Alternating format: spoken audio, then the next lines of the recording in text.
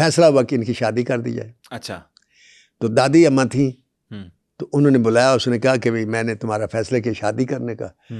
تو انہوں نے جناب کوئی ایسی آگے سے بات نہیں, اس نے کہا ٹھیک ہے جی کر لیں, آپ ایک شادی اپنی مرضی سے کریں گے, شرط میری یہ ایک شادی میں اپنی پسند سے کروں گا. اچھا انہوں نے اس کی بات کو مذاق سمجھ کے مان لیا کہ ٹھیک ہے. اب اگست میں شادی ہوگی. اچھا.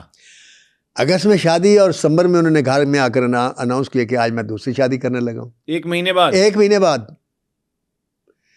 اب وہاں کچھ کنزرویٹر قسم کے سخت بھی لوگ تھے, فیملی میں جیسے ہوتے ہیں, آپ کو پتہ قوالی گانے والا کا گھرانہ تو ویسے ہی مذہبی ہوتا ہے. تو انہوں نے کچھ چوں چراں کی.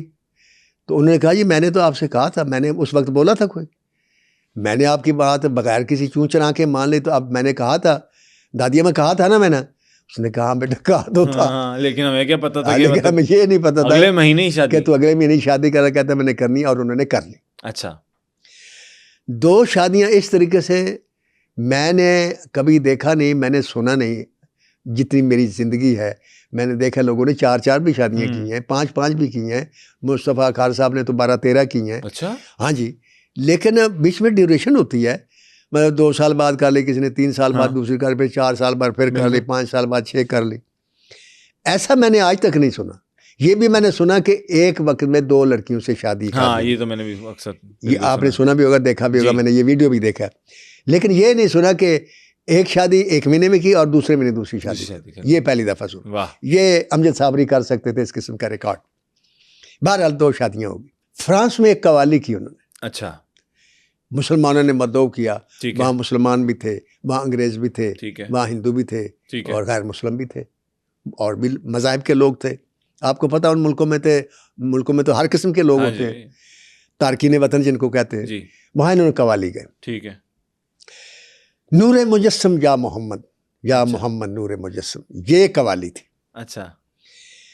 اب یہ قوالی تھی, سارے جھومتے رہے, دنیا گاتے رہے, اور وہ فرمائشیں ہوتے رہی, اور لوگ یوں کرتے رہے, اور ایک سما بن گیا.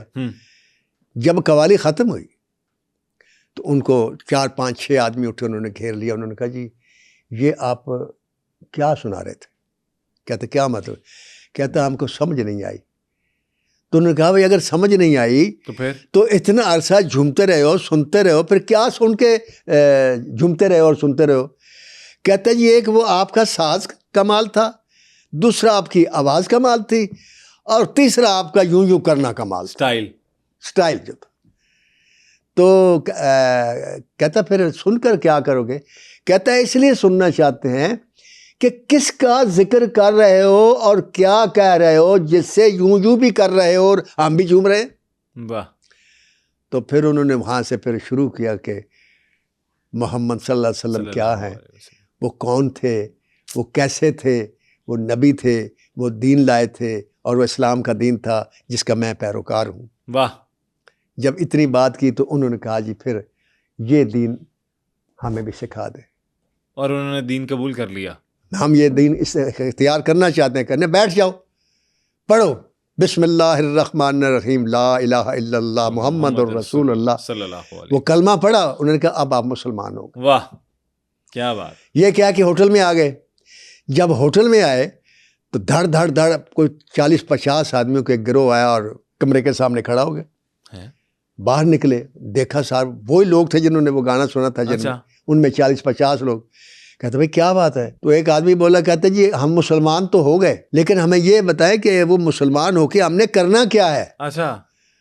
تو پھر انہوں نے ان کے بتایا کہ اسلام کے یہ رکن ہیں, آپ نے نماز ایسے پڑھنی ہے, پھر آپ نے روزہ رکھنا ہے وہ ایسے رکھنا ہے, پھر آپ نے زکوٰۃ دینی ہے ایسے دینی ہے, پیسے ہوں تو حج کرنا ہے خانہ کعبہ کا, اور پھر جو بھی ہے غریبوں کی مدد کرنی وغیرہ. تو یہ سارا ان کو سکھایا.